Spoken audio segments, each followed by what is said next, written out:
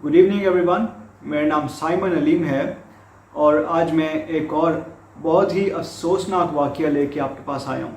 देखिए, ये जो क्रिश्चियंस पे हमले हो रहे हैं पाकिस्तान में, ये दिन ब दिन बढ़ते जा रहे हैं और अब तो ऐसा हो गया है कि रोज़ क्रिश्चियंस पे हमले किए जा रहे हैं। रोज़ के हिसाब से कोई ना कोई ऐसी खबर आती है जिसमें पता लगता है कि क्रिश्चियंस पे अटैक कर दिया गया है, कभी किसी इलाके में, कभी किसी इलाके में।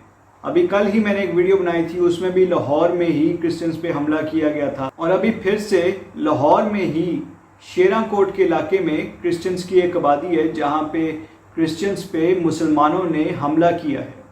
और देखिए, ये वाला हमला जो है ये काफ़ी संगीन था, क्योंकि इस हमले में मुसलमान अपने साथ बाकायदा असला लेके आए हुए थे। किसी के पास क्लाशनकोफ थी, किसी के पास सब मशीन गन थी और किसी के पास पिस्टल था। और सुनने में आया है कि वो 9mm वाला पिस्टल था, जो कि काफ़ी ख़तरनाक होता है। ये सारे वेपन्स जो हैं ये मिलिट्री ग्रेड वेपन्स हैं और समझ नहीं आती कि इनके हाथ ये वेपन्स कहाँ से लगे और किसने दिए या कैसे आए इनके पास ये वेपन्स।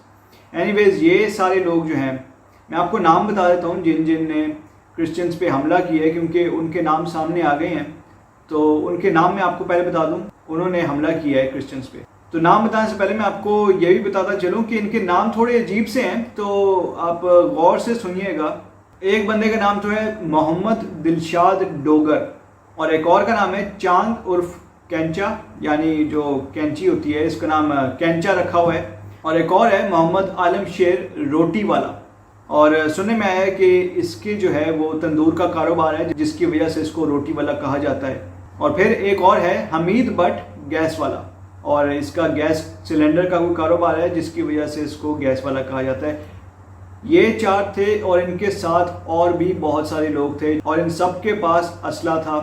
और ये लोग क्रिश्चियंस के घरों के सामने आए हैं और क्रिश्चियंस के घरों पे इन्होंने फायरिंग कर दी है। और फायरिंग भी इन्होंने सीधी फायरिंग की है, कोई हवाई फायरिंग वगैरह नहीं की, सीधी फायरिंग की है क्रिश्चियंस के घरों के ऊपर। और जो घर हैं उनके दरवाजे इनकी फायरिंग की वजह से टूट गए और जो क्रिश्चियंस घर के अंदर मौजूद थे वो शदीद ज़ख्मी हो गए। बहुत सारे क्रिश्चियंस इस वाक़ये में ज़ख्मी हुए हैं और वो अभी हॉस्पिटल में हैं और वहाँ पे उनका इलाज भी चल रहा है और उनका मेडिकल एग्ज़ाम भी चल रहा है।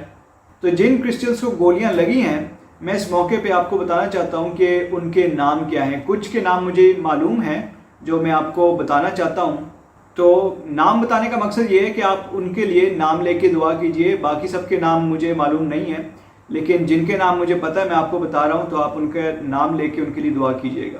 एक तो हमारी मसीह खातून है जिनका नाम निमरा बीबी जोजा शम्माउन है, और एक और हमारी मसीही बहन है जिनका नाम मारिया काशिफ है और तहमीना यूनिस। ये तीनों काफ़ी सीरियस हालत में हैं और अभी हॉस्पिटल में एडमिट हैं। तो आप लोगों से रिक्वेस्ट करता हूँ कि इनके लिए आप ज़रूर दुआ कीजिए।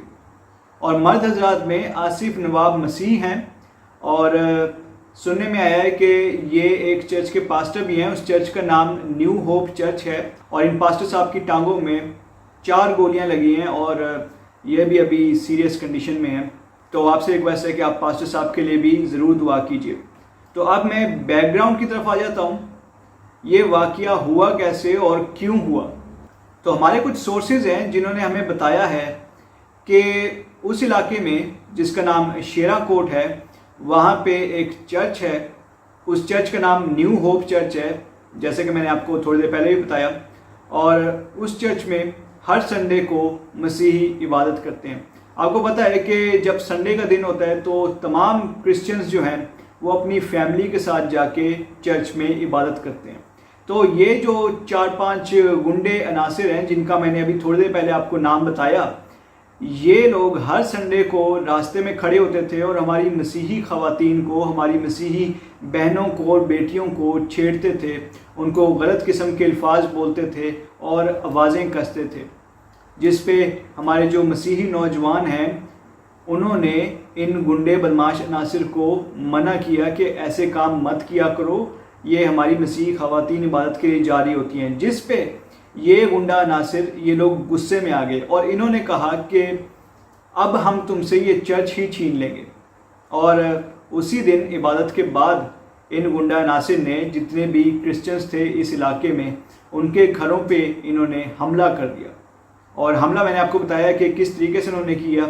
ان کے پاس جدید قسم کا اسلحہ تھا جس سے انہوں نے فائرنگ کی ہے اور اس سے ہمارے کافی سارے مسیحی بہن بھائی زخمی ہو گئے. اور میں آپ کو یہ بھی بتاتا چلوں کہ جس چرچ میں یہ سارے مسیحی عبادت کرنے کے لیے جاتے تھے اس چرچ کا نام نیو ہوپ چرچ ہے، اور اس چرچ کے پاسٹر جو ہیں وہ آصف نواب مسیح ہیں، جن کا میں نے بھی تھوڑی دیر پہلے بھی ذکر کیا کہ ان کی ٹانگوں میں 4 گولیاں لگی ہیں. اینی ویز فائرنگ کرنے کے بعد یہ گنڈا بدماش عناصر یہ ایک بڑا سارا ایک اعلان کر کے گئے. انہوں نے اعلان میں کہا کہ آئندہ کوئی بھی اس چرچ میں عبادت کرنے کے لیے نہ جائے، اور اگر آئندہ کوئی اس چرچ میں عبادت کرنے کے لیے گیا تو اسے اس سے بھی زیادہ سنگین نتائج بھگتنے پڑیں گے. ساتھ ہی ساتھ انہوں نے یہ بھی کہا کہ آئندہ اس چرچ کو ایون کھولنے کی بھی کوشش مت کرنا. اور انہوں نے یہ بھی کہا کہ یہ جو فائرنگ ہوئی ہے اس کو ٹریلر سمجھو یا پھر ایک وارننگ سمجھو، اور اگر کوئی چرچ گیا یا چرچ میں عبادت کرنے کی کوشش کی تو پھر اصل کارروائی ہوگی یا فلم چلے گی. جیسا کہ انہوں نے کہا میں آپ کو ویسا ہی بتا رہا ہوں.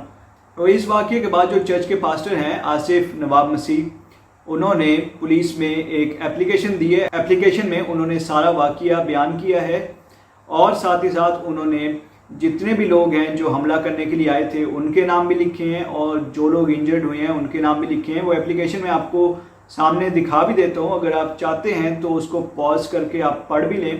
اور اس اپلیکیشن میں بھی کلیئرلی لکھا ہوا ہے کہ یہ جو گنڈا عناصر تھے حملے کے بعد انہوں نے کہا کہ اس چرچ کو بالکل مت کھولنا. سخت وارننگ دے کے گئے ہیں کہ اس چرچ کو دوبارہ مت کھولنا اور اس کو ہمیشہ کے لیے بند کر دو اور اس میں کوئی بھی عبادت نہ کرے.